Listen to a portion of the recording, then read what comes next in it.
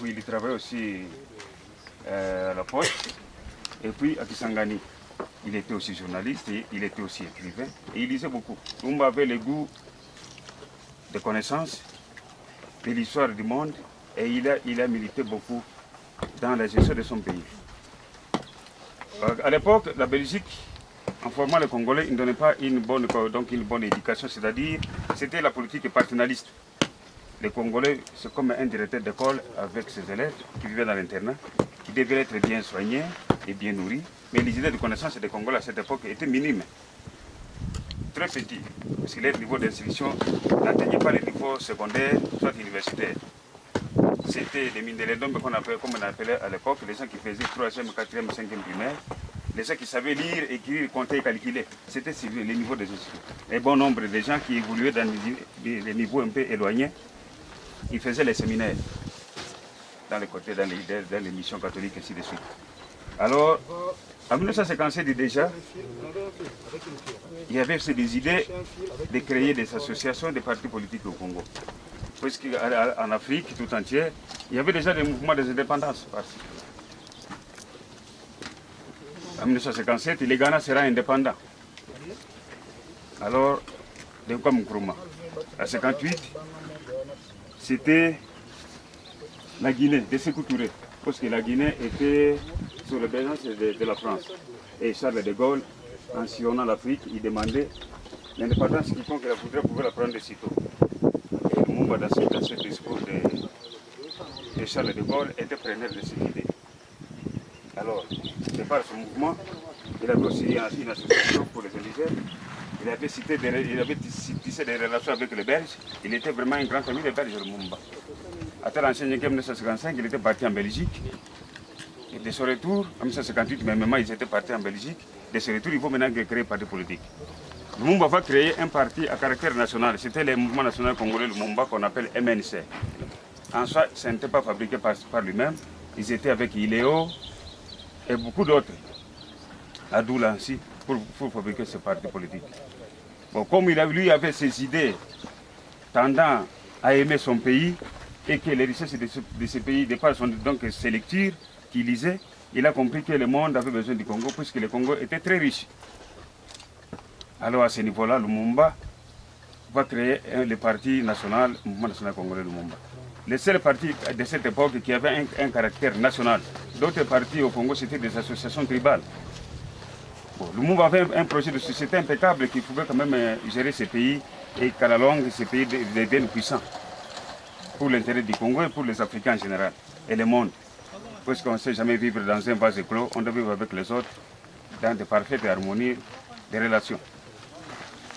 Il a créé le parti politique et son parti a été majoritaire. En 1959, le 23 juin, Lumumba sera, à 60, le 23 juin, Lumumba sera pris comme formateur du gouvernement. Il sera le tout premier ministre du Congo indépendant. Il a fabriqué son gouvernement qui avait un caractère national, qui incluait tout le monde. Parce que dans le Parlement de cette époque, Lumumba, son parti avait 41 voix, 41 députés, et il y avait aussi ses alliés. Donc, dans le Parlement congolais de cette époque, Lumumba était majoritaire. Mais il a tenu quand même à former un gouvernement avec tous les Congolais pour qu'ils travaillent pour la cause nationale et l'intérêt de la population. Mais les Belges déjà et les Américains trouvaient dans Lumumba un homme très dangereux, de par ses idées. Donc, ils ont commencé maintenant à noyauter, à diviser les Congolais parmi eux, puis contre Lumumba, de par ses idées. C'est ainsi que, après d'avoir donc formé son gouvernement, Lumumba n'a fait que 3 mois dans son gouvernement. Le 30 juin, au 15 septembre, Lumumba fut déjà arrêté. Et la mission d'arrestation de Lumumba venait des États-Unis d'Amérique, précisément sous l'égide de M. Eisenhower, le président des États-Unis. C'était tout juste le 18 août qu'il avait monté ses coups. Lumumba, alors, on a mobilisé des stratégies comment anéantir cet homme. On a envoyé des gens pour l'empoisonner. Un docteur Sidney qui était venu avec des produits toxiques pour que Lumumba l'affaiblir intellectuellement et physiquement. Ils n'ont pas su ça. À l'indépendance, à peine avoir l'indépendance, la Belgique a envoyé un groupe de commandos pour neutraliser. Puisqu'ils montaient déjà la sécession. Il fallait que le Congo soit donc balkanisé.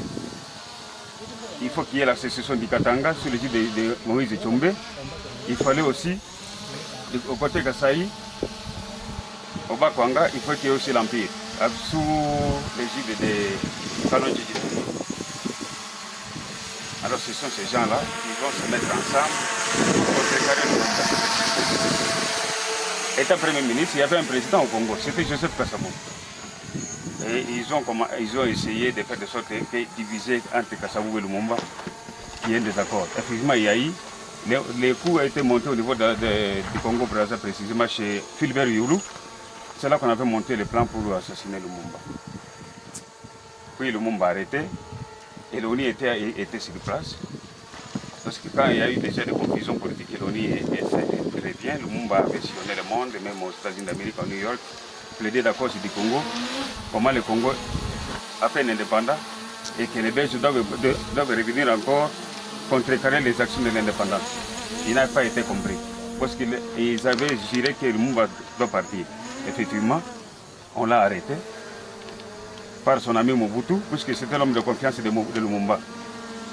Et à cette époque, celui qui a fait de Mobutu colonel, celui qui avait envoyé même Mobutu aux études en Belgique apprendre le journalisme, il était un sergent dans l'armée, il était déserteur. Voilà.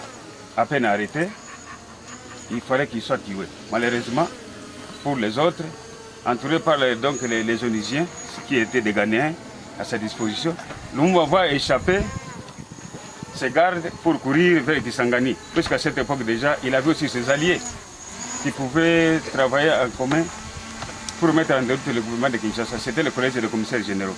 Parce qu'il y a un coup d'État de Mobutu, neutralisant Kasavubu et Lumumba suite à leur désintéressement. Kasavubu avait déçu Lumumba de la primature et Lumumba même. De cette confusion, Mobutu a fait un coup d'État. De quelques temps, et il va former le collège des commissaires généraux qui vont maintenant régner à un certain moment pour puis revenir chez Joseph Kasavubu qui va léguer le pouvoir. Quand Lumumba sera arrêté, c'était le collège des jeunes qui étaient des jeunes universitaires. Bon nombre n'avaient pas encore terminé les études. Ils étaient ministres et les commissaires, on les appelait des commissaires généraux. De ces commissaires, il y avait ceux-là qui avaient arrêté Lumumba. C'était pour l'amener au Katanga. Lumumba, c'est-à-dire, avant qu'on arrive là-bas, à peine arrêté, il a fui pour rejoindre Kisangani. Arrivé à Moueka précisément, pour vouloir traverser le Sankuru, il sera arrêté par les Onisiens qui étaient des Ghanéens. Il les avait quand même supplié de le laisser passer, ils n'ont pas compris. Et à ce moment-là, Victor Nendaka, qui était de la sûreté belge, de service de sécurité congolais à cette époque, l'ami de Mobutu, avait envoyé le major Mpongo, le papa de fait musicien Pongolov, qui avait arrêté Lumumba pour l'amener à Kinshasa. Et de Kinshasa en Banzango, en voiture civile. C'est là qu'il sera incarcéré avec ses amis Joseph Okito et Maurice Mpolo, qui seront assassinés plus tard ici même sur place. Alors, ils avaient décidé, ils avaient comploté avec les Tchombe pour dire, nous vous envoyons les colis, les trois paquets. C'était Lumumba, Mpolo et Okito, pour venir se faire assassiner ici. Ils sont arrivés à Lumumbashi effectivement, à bord de l'avion CD4. Ce n'est pas l'avion que vous voyez ici, ça c'est symbolique. Hein? On veut vous faire voir que Lumumba était civil et au Katanga, il était venu à bord d'un avion effectivement. Arrivé à l'aéroport, et ils étaient sérieusement tabassés, à mort même. Ils sont arrivés à la Loanon. On les a amenés dans une guest house de Sabena, une maison de à quelques mètres, quelques kilomètres, ou bien 800 mètres, 1000 mètres de l'aéroport de Loanon. Ils vont se reposer là-bas. Et tout d'un coup, ils étaient arrivés à cet aéroport à 16h45. Et déjà à 18h, ils ont pris maintenant la destination de Silantembo, c'est ici où nous sommes, où ils seront maintenant massacrés par ici. Et ils sont venus avec eux, minotés, ligotés, et sérieusement tabassés. À peine arrivés ici, c'était la nuit, vous verrez cet arbre que je vous demande. Il n'y a plus l'arbre là-bas. Il y a quelques arbustes qui ont poussé à côté de l'arbre sur lequel on avait tiré le Lumumba Mpolo au Quito. À peine abattu, ils étaient arrivés. Le premier a été tiré, c'était Mpolo, et puis au Quito, et à la fin c'était Lumumba. Et on les a tirés quelque part, on avait tressé un fossé là-bas, à côté, je vais vous faire voir là-bas cet endroit. Et de là, quand ils étaient retournés, et le même jour de leur exécution, il y avait un papa qui est ici à côté de nous, mais malheureusement il n'est pas là, qui était témoin oculaire. Il venait de la chasse avec son papa, en brousse. Après, donc attendu le bruit des balles, il s'était caché derrière donc, une intermédiaire quelque part ici. Et ils ont vu tout ce qui était passé. Et le matin, ils s'étaient retournés. Ils ont trouvé que les bras de Lumumba étaient sortis de la tombe. Et il est allé, le papa de M. Ilunga qui est ici à côté de lui, il n'est pas là. Il va me dire à Tchombe, on a assassiné certaines personnes ici. Il y a quelqu'un, on a trouvé sa main levée là-bas. Et ils sont venus, ils ont arrêté le papa à Lubumbashi. Ils sont venus avec M. Soet. C'est celui-là, M. Soet, qui était sur le groupe belge, c'était un commando aussi parmi les Belges, qui avait pris cette sale besogne d'exécuter Lumumba, c'est-à-dire il les a déterrés pour les couper en morceaux et les mettre dans des fûts et verser l'acide sulfurique. Puisque pour les Belges et les Américains, Lumumba était un homme mystique. Alors il ne fallait pas laisser les faire enterrer comme ça, qu'il laisse des traces. Il fallait brûler. Mais Soweto avait pris les dents de Lumumba, des dents aussi, et quelques dents et quelques doigts comme ça qu'il gardait pour lui-même, puisqu'il le disait. Mais Soweto est mort en 2000 ici. Il témoignait de temps en temps pour parler de la situation de Lumumba. C'est pour cela, Lumumba est mort pour la cause de l'indépendance du Congo.